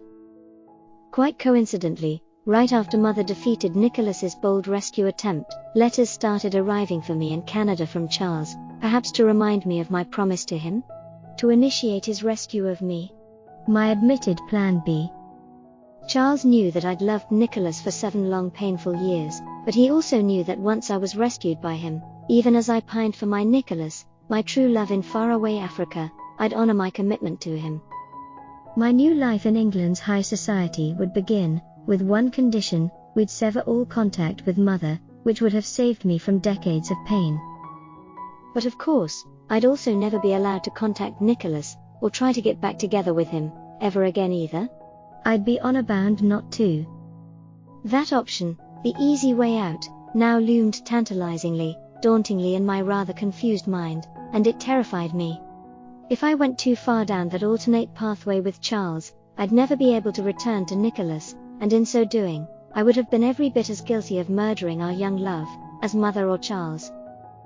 No, I couldn't do that, ever. I had to escape back to Africa, to my Nicholas, or die trying. Technically by now I should have concluded that Nicholas was just not up to the task of protecting me from Mother, or rescuing me from Mother, us having been separated 7 times in 7 years, our latest defeat feeling every bit like a mortal wound.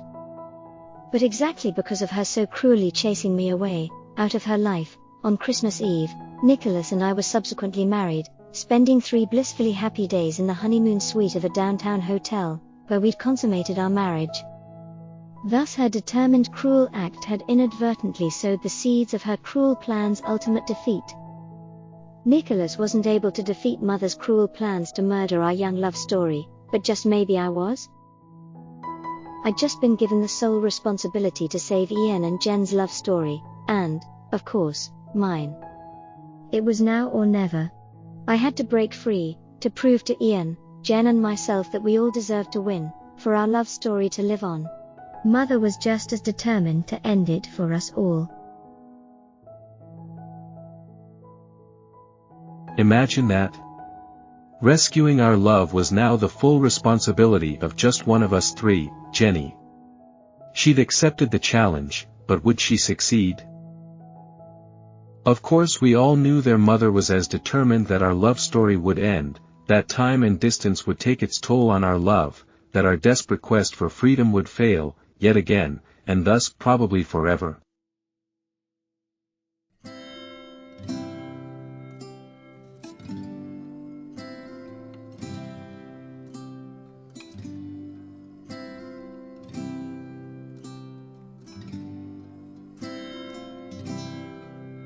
Imagine you've loved a young man steadfastly for 7 years, and he's loved you just as steadfastly that whole time.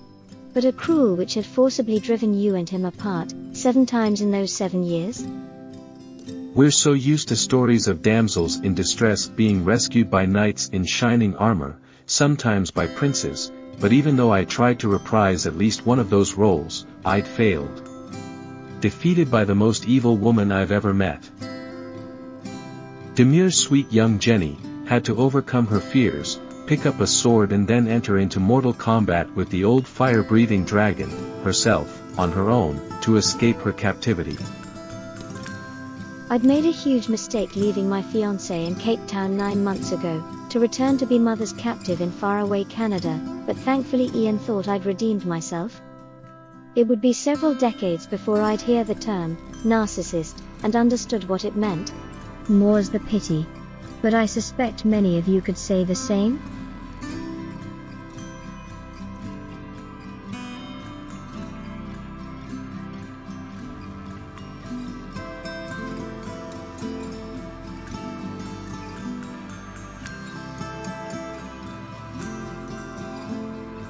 I'm young Jen. We've already seen my wedding and honeymoon in Canada. Jenny's wedding in Cape Town 46 years ago, and Jennifer's wedding in Helena, Montana 31 years later, happen in the upcoming sequel.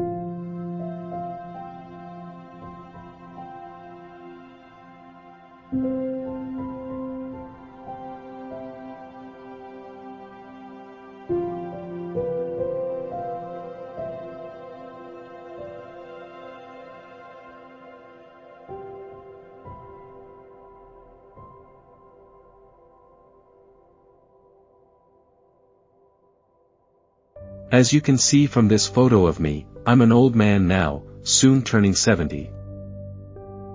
But once upon a time, a long, long time ago, in a land far, far away, I was a young man, in love. I'm still in love, that will never, ever, change. I know there's been a lot of beautiful love stories in our often way too cruel world, but whilst being forced to live in that cruel world, I've remained singularly focused on love, the most powerful of all emotions, as I'm convinced that love conquers all. But I'll admit that the path of true love never did run smooth. Love is never simple or easy. Often love's hard fought for, and we're forced to endure a lot of sadness, but that makes love's victories even sweeter. 10 years ago, in 2015, I took Jennifer back to Africa, where our love story began, flourished and faced many hardships. But we overcame them all, and after 7 years and 7 months, Jenny ran away from her mother's forced captivity of her in Canada, back to me in Africa, and we were finally married there. 6 months prior to that 2015 nostalgic trip, I'd made a short 2-minute video of our early years there, to give to her in Cape Town, to thank her for what was then 44 years of steadfast love. It's the first video on our YouTube channel, titled, Panama's Beauty, Backstory, 3 Weddings on 3 Continents, How We Ended Up Here.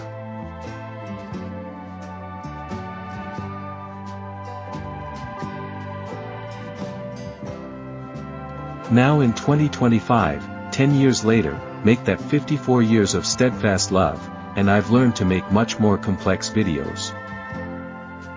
Of course in those days, we had no video cameras, digital cameras of cell phones, so most of us have no record of our most important, loving events, other than perhaps some wedding photos and miscellaneous other photos. My biggest breakthrough was learning how to make our old photos spring back to life and tell their own story, such as my proposal to Jen way back in 1977, without a ring.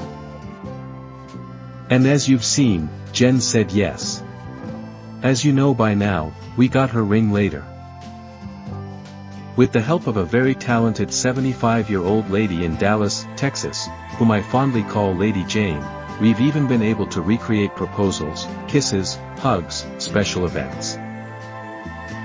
And yes, as you'll see in part 2 of the trilogy, Runaway Bride, we've even recreated intimate honeymoon scenes.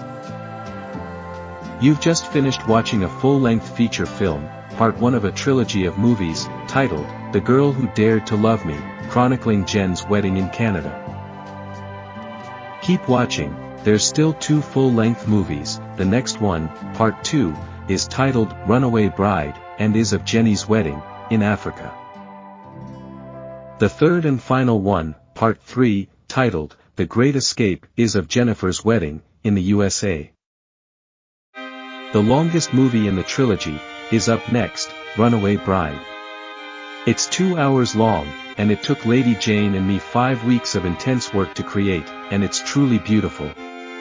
It's somewhat titillating, since in a 14-minute long video sequence, we recreate intimate scenes from our honeymoon, but don't worry, it's all done very tastefully.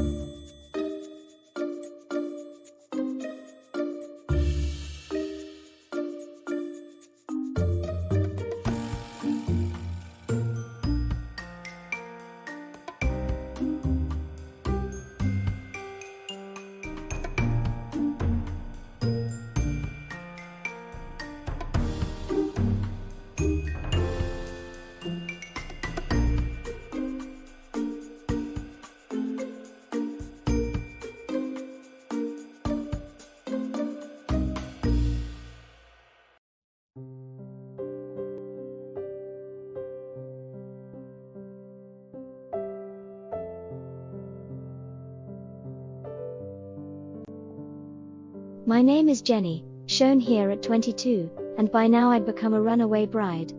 Ian had said farewell to me as a brunette, but I'd since highlighted my hair in preparation for our upcoming African wedding. After 9 months of captivity in Canada, I was determined to escape my mother's cruelty and return to Ian, my fiancé waiting patiently for me in Cape Town. The young brunette Jen had matured and was returning to Ian, against all odds, as the blonde Jenny, his bride-to-be. 7 months ago we were forced to say farewell to each other, yet again, at the Niagara Falls in late December of 1978, Ian's desperate rescue mission having been defeated by Mother. It was here that he promised that if I ran away back to him in Cape Town, we'd be married there within 14 days of my arrival. Though Mother was determined to keep me as her captive in Canada, 9 months later, I'd successfully escaped. 13 days after I arrived back in Cape Town, with 1 day to spare, Ian and I were finally married, 7 years and 7 months after we first met, by then already engaged for 2 years. We'd won the long struggle to be together, to be married. Love had won. That was 46 years ago. I was 22, Ian 23, and now we're almost 70. We've run away together so many times now, I've lost count, and I've been married to Ian 3 times, each time using my maiden names. And each time, though it was not planned, we were forced to use my family's old French heirloom ring dating back to the early 1700s, given to my 10th generation ancestor, Genevieve, by her beloved, as their families, non-Catholic Protestants, fled persecution in France to England and Africa. As you've seen in this, the first movie of the Three Brides trilogy, poignantly titled The Girl Who Dared to Love Me, Ian and I were married in Kitchener, Ontario, Canada, on Christmas Eve, at age 21. That bride's name was Jen. That was with a Canadian marriage license, but without an officiating marriage officer, just Ian and me in the privacy of our honeymoon suite, saying our vows, with God as our witness.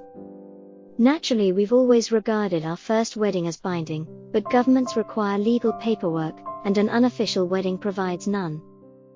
Then, as you'll soon see in the next suspense-filled movie in the Three Brides trilogy, Runaway Bride, 9 months later in Cape Town, Africa, at age 22, we were officially married in my great-grandpa's church. With my great-grandma Rose French's heirloom ring. That bride's name was Jenny.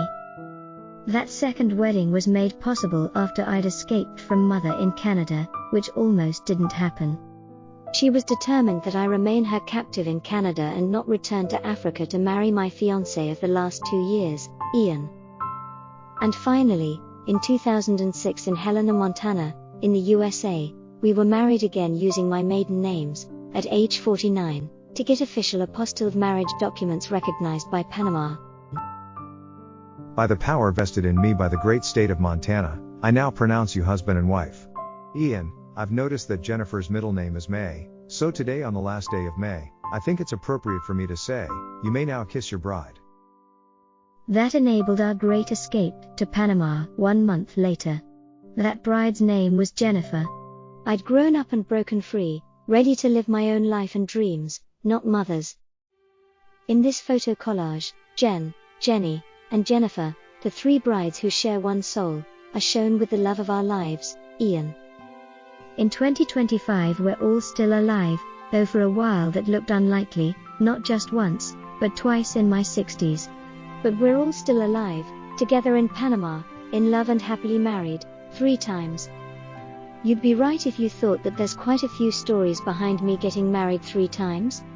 The Three Brides, One Soul movie trilogy explains how, where and why. They're the backstories to my 3 weddings, in 3 countries, in the 54 years since we first met and fell in love in faraway Africa.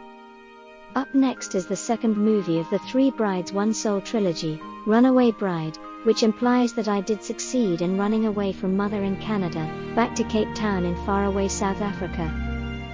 It was a very tense escape, planned in total secrecy for the last 7 months, fraught with many pitfalls that could so easily have ended my quest for freedom and thus the right to marry my own choice, not Mother's. I was disowned for defying Mother's demands, that I submit my life and future to her total control. That remained the case for the next 5 decades, as was confirmed in late 2024 when she finally died at 93 and a half. The only mention of me and her will was a spiteful, cruel message from beyond the grave, which fortunately Ian, still my true love 46 years later, did not let me read.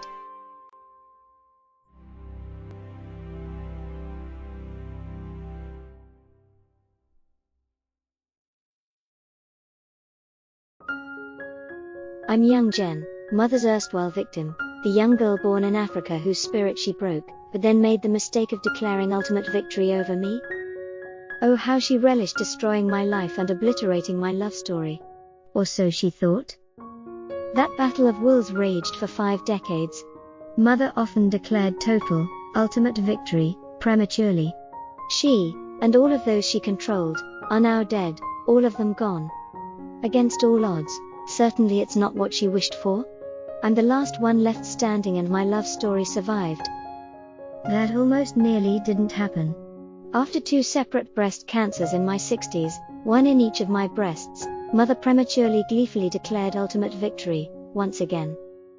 She was so sure that she'd won, at 93 having outlasted me, her winning the 54-year-long battle of wills for total control of my life. Well, she didn't. In the end, against all odds, I won that long battle of wills. But I'll let you in on a little secret, Africa's Snow White, that's me, sure had a lot of supernatural and natural help. Honestly, there were many times when I just wanted to give up and die, but my lion-hearted champion refused to ever let me do that. So in the end I won, he won, we won, love won. Clearly there's one heck of a story that still needs to unfold for you to discover, but for me, for us, we already know the outcome. I hope that tweaks your curiosity enough to want to see good defeating evil. Love overcoming hate? This is a very real story. We've lived it. And now, through us, you can experience the agony and the ecstasy of a hard-fought-for love story tagged for destruction by my very own birth mother. Keep watching to see how true love defeated persistent unflinching jealousy and hate.